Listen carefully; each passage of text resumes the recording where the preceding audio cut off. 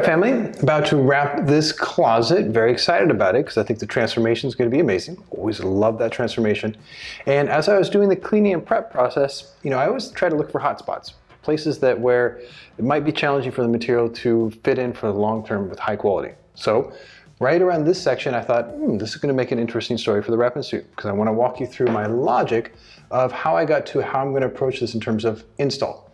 Now this area, for me, is quite tricky based on the film that I'm wrapping especially. This is a very thick interior wrap film, has a crocodile finish, and texture film is always tricky to go into recessed areas and curves by itself. And because it's an interior film, and this one is calendar, this area right here, if I bridge it over here and push it in, I think is super risky. And this has a very steep drop off here, so there's no chance of bridging, pushing, and having it hold, even if this was thin cast film. So for me, as I was looking at this and kind of just, how do I problem solve this right now? I thought, okay, I'm going to take some scraps and play. I think that's always a good idea. So here, for example, I'm going to take it over this tricky area right here, get the material set up, bridge it around here, and once it's set now, again, really hard for me to get the material in here. So I'm thinking, okay, what can I do to possibly get it in here to relax it, to have it hold for the long term? So one idea that I had was, what if as I'm wrapping this, you always have to be careful picking up interior wrap film from the surface, but this one has a good, nice gloss paint, because I'm going to try to keep the material nice and high, and I'm going to find the corner here, and I'm going to cut it into the middle. So by doing that now, I can bring this side down, and I can bring this side down. So by making this cut, obviously it's a relief cut, there's no tension in this recessed area now, which is great. There's no tension in this recessed area now. But now I have another recessed area coming up, but because I made this relief cut now, I can slide the material into there, so there's no tension in there. I can do the same thing here. I can keep the material up high so it doesn't touch the other side, and I can tuck it into this recessed area. So the main recessed area is relaxed, the smaller one. The main is relaxed, the smaller one, which is cool. And then I can run my finger on the top ridge, run my finger on this top ridge, and because I made that relief cut again, I can relax the material into that steep groove, pick this up so it doesn't touch, tuck it into this groove right to here, and then technically I like this because relaxed, relaxed, relaxed. Everything's been fed in. Obviously, I'd use heat to relax it more. And then what I would do is I would cut it about 1/8 of an inch or about 1/4 inch past that edge to here, take all this material away, and then I would kind of read it. So obviously here I would need to do an inlay ahead of time because it came up short, so that's fine. I can do those little inlays. But what this means now is that actually I'm just going to go ahead and cut this so you can really visualize what I'm saying. Is if I come here now, and cut this away, and cut this away to here, all right?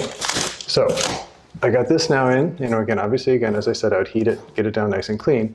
So here for this section, these recessed areas are neutralized, but now I have to fill, this is kind of a wide shot now, I'd have to fill this section with a separate piece. So here, I would now take this piece and take the edge of the material, and I'll just take a piece so you can see it. So I'd have to then take the edge of this interior piece and then feed it into this section here.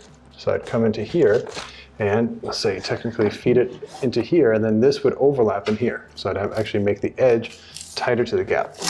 Pick it up so you can see it a little clearer.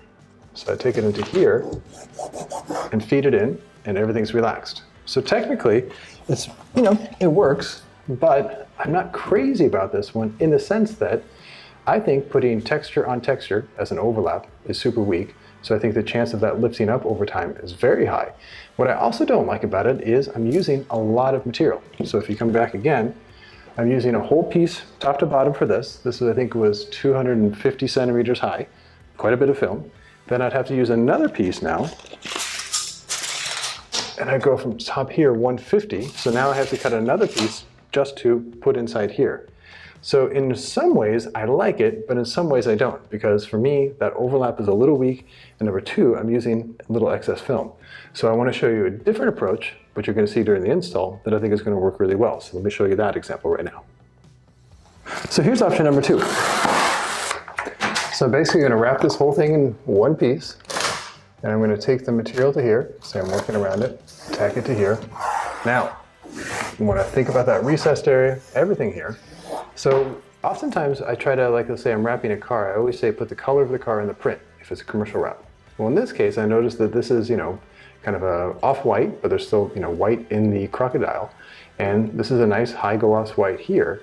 So what I'm actually going to do is I'm going to tack it in the middle. I run my finger here, and I'm going to just cut along this top ridge. And again, just showing an example here, where I cut on the high side. I cut on this side right to here. So by cutting it right now, the material drops into this gap, and now, by doing that, I can pick this piece up right to here. There's still quite a bit of tension, so I'm going to make a cut right here, and did that inlay before. So now, by doing that cut, I can feed the material to here, which neutralizes the recessed area. I can feed the material to here. I can tuck it to this body line, tuck it to this body line, and then I'm actually going to cut on the opposite side of this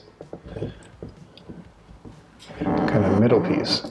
So I cut in there, I'm pulling this away, cut in here, I'm pulling this away. I'm neutralizing the tension now. And yes, I am leaving a bit of this exposed now, but it actually looks quite good. And I can show you what I did on the other side, or you can watch the video of how I did it, where this white actually looks quite good and clean. It's a cool design element here.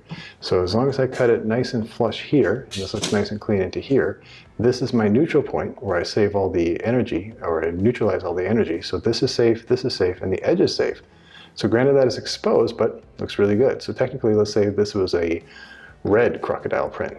What I might do ahead of time is I might paint this red or black maybe. So if I paint this black and I cut this short, this looks really good and neutralizes all that tension and you get that high quality. So oftentimes creating a negative space is actually the win. So in this case, that's my choice for this. So definitely check out the install and you can see me do it on the main section. Great learning moments there. But I hope you appreciate this wrap logic, and I think it's always really good to think about type of material, tension, stretch, and again, playing around with scraps and figuring out your options ahead of time is always a smart move. Hope you enjoyed this video. Thanks for watching.